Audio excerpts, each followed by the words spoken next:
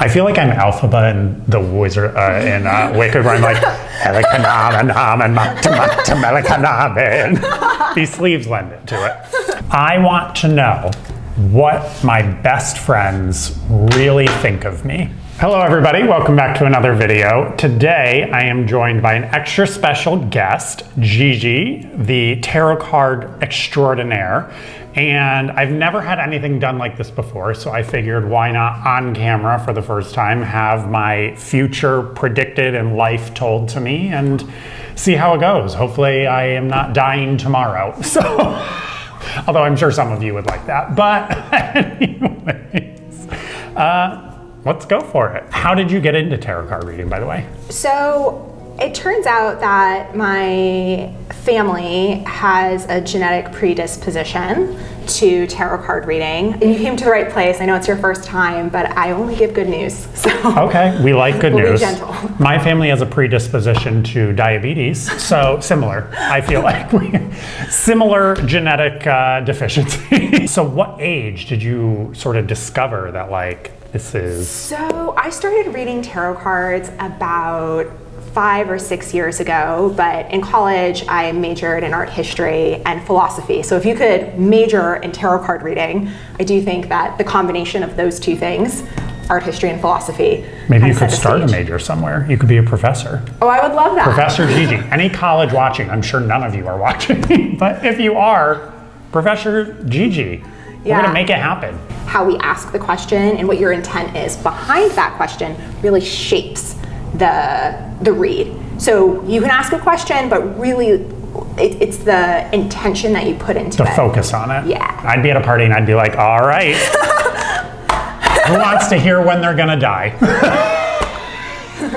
I would be a bad tarot card reader. So full disclosure, I am skeptical. Okay. I'm not a huge believer in sort of psychics and ghosts and sort of afterlife and all of that. So I am very skeptical, but I'm open-minded. I would love to be proven wrong. Do you know the Long Island medium? No. All right, I wore my best sort of tarot blouse for this, so let's go for it. I gotta take it seriously because my go-to is always like, I have this podcast co-host who I can't stand. So my best friend and I have a podcast, which you went to our live show. Thank you for coming.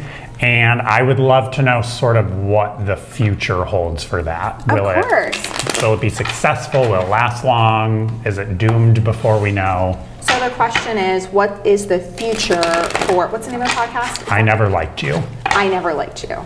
What is the future of the podcast for I Never Liked You? What is the future of the podcast for I Never Liked You? Getting nervous. Is the future for the podcast I Never.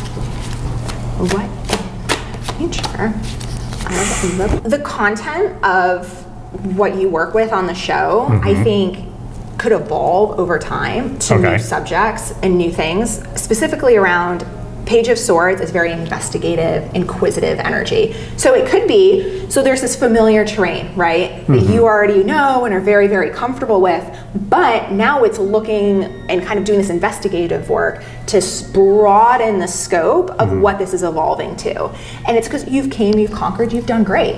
But now it's going to that next step, which is new material. In terms of full artistic expression of what you guys can do, there's so many really substantive things that you give to it, but at the same time, there's always something that's a little bit withheld. What fuels this and makes it really effective is sometimes engaging with topics that are actually painful and using that as fuel and going back to hurtful things or those kind of raw. And we do struggle with that because we're always sort of on that line. We're like, I don't know if we should talk about that. So we should use it as fuel. But in a delicate way, because there's something that still needs to be restrained. Do you think we should do longer shows?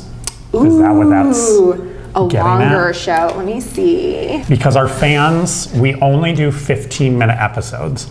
And every person's always like, make these longer, make these longer. I I think if The fool is right. We are both fools. the fool, if it That couldn't be more spot on. So, what are good partner qualities for me to date or be married to? Okay. The fool again. Your card thinks I'm a clown. Someone who actually has the endurance. Someone who has the endurance around what?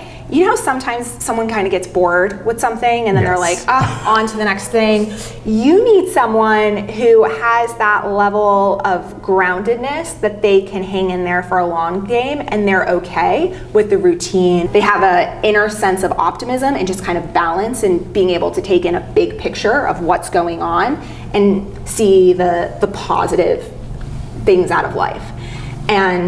Which I probably need because I tend to live in the negative. You also really do well with someone who's original and has a quick mind and can meet you on a cerebral kind of thing that it's very recharging, always having like these aha moments. You actually do really well with someone who's very communicative and can put something on the table and be very empathetic and really see your perspective.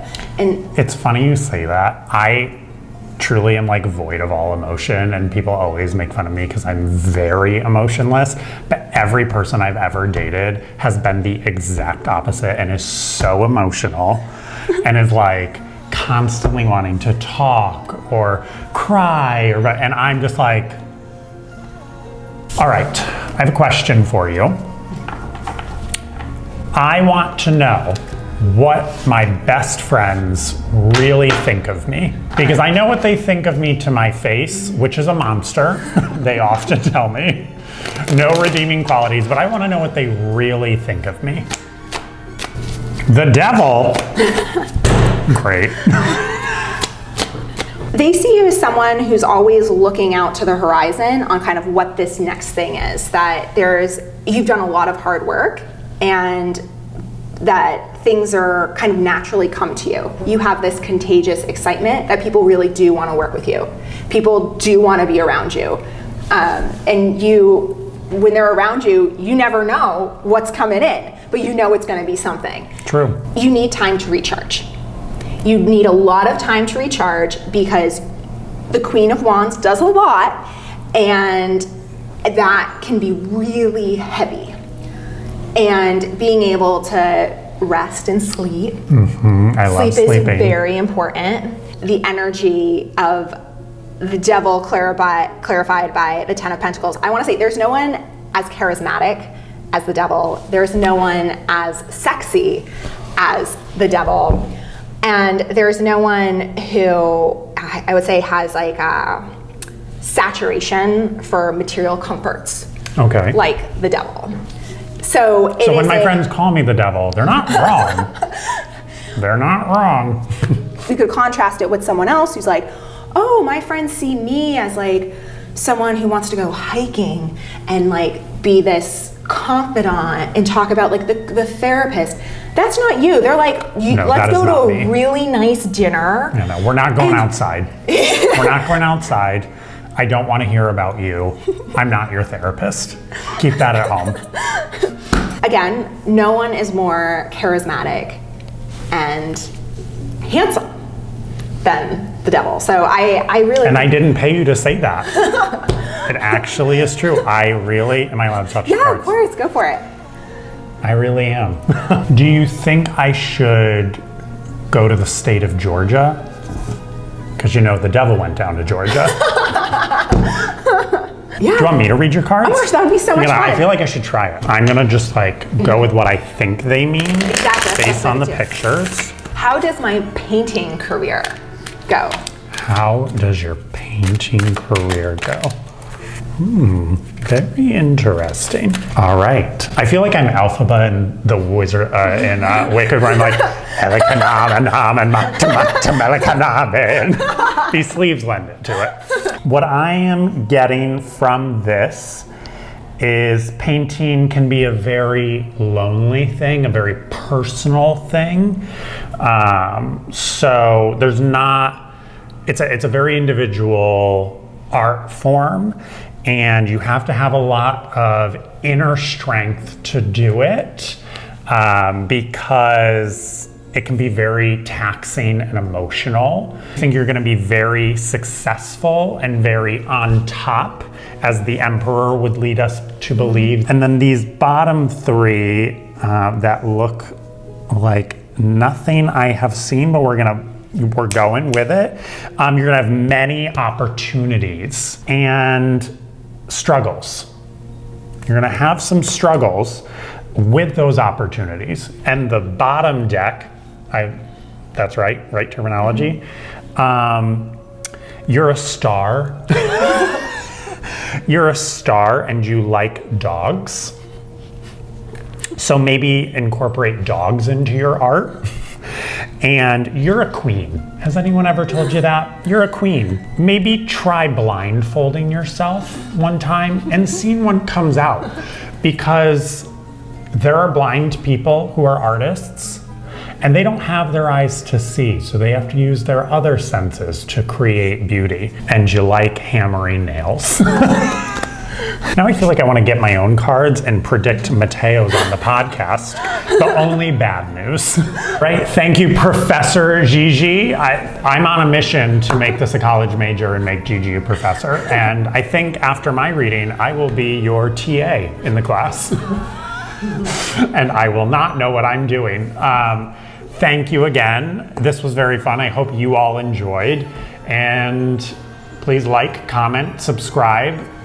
Can anyone follow you? Yeah, of course. Feel free to follow me. And the thing is, I love to give readings for people. I never charge. I consider it a gift of positivity, and it's just something I love to do. What's your Instagram handle? So it's at many_paradises. So Janan translates to many paradises. So it was in the cards. I was supposed to be a reader based off a name like that. There we go. So if you're in New York, you want a reading, hit Professor Gigi up.